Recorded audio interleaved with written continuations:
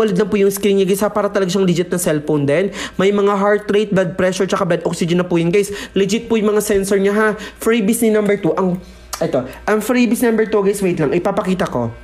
Ayan, ito yung freebies na number 2 guys. Ayan, check out na kayo ha sa number 2. Dalawang strap din po. May charger, may tempered glass, tsaka meron din siyang screen protector accessories. Screen protector. Okay, check out nyo na yan si number 2 guys. Follow mo na bago check out guys ha. Yan po yung freebies natin sa number 2. I-check out mo na yan guys.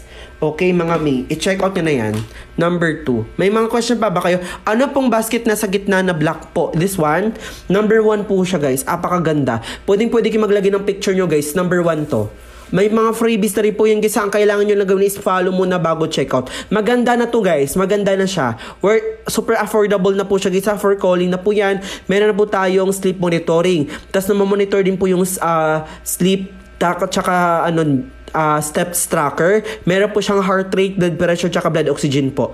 May mga sensor na yan guys ha. Tsaka meron po siyang Facebook Messenger, Instagram po. Nababasa din po yung mga chat guys. Nababasa nyo po yung mga chat.